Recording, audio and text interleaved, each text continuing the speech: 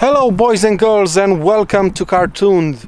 My name is Paul, and today we're talking money because finally BMW decided to release the official prices for the M2 competition. So in today's video we're gonna spec one with the same options that mine has, and then we're gonna compare prices.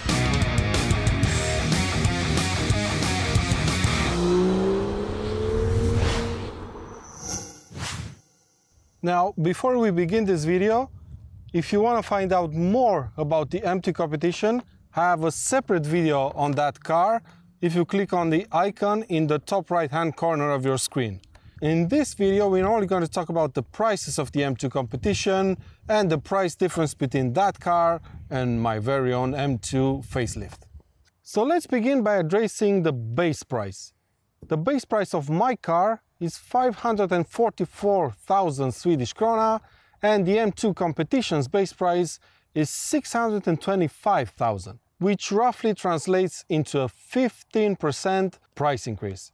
But that's not really relevant because the M2 competition has some standard features that are optional extras on the M2 facelift. And those are the foldable wing mirrors, the full LED adaptive headlights, and the professional navigation system. All three of these options, which I spec'd on my car, come as standard on the M2 competition. But mind you, this only applies to Sweden, and your country may have chosen a different standard specification for the M2 competition. But let's find out what's the actual price difference between two identically spec'd cars. So in order to save some time, I've already spec'd an M2 competition identical to my M2 facelift. So as a reminder, my car, the M2 facelift, costs 607,995 Swedish krona, and an identical M2 competition costs 659,900.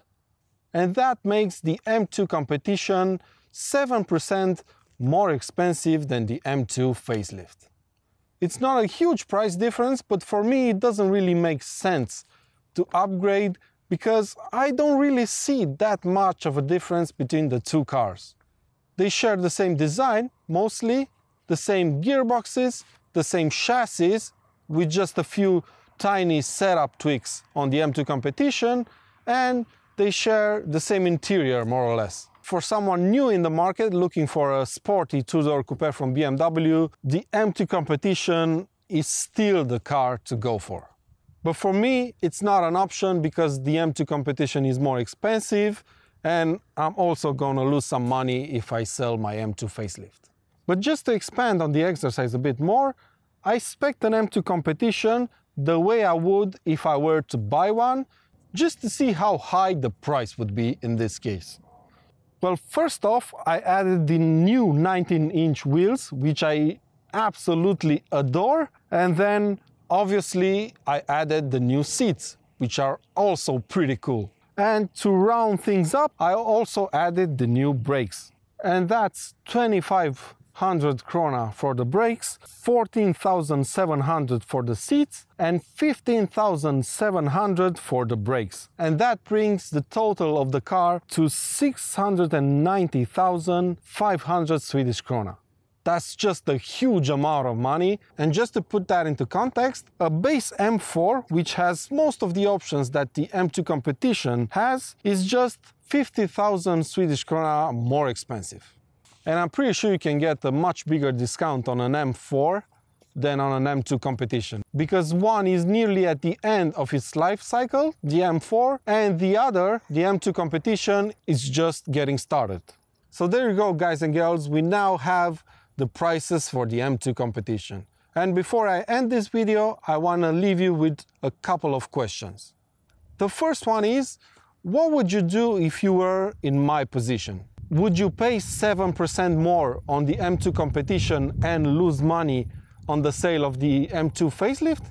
Or would you just keep this one and start modifying it? And two, would you buy a fully spec'd out M2 competition, or would you go for the base M4, which is just a bit more expensive? As always, if you enjoyed this video, my friends, please give it a thumbs up, it helps out the channel a lot, and subscribe to Cartoon for lots more content to come. And until next time, take good care of yourselves, and I'll see you around.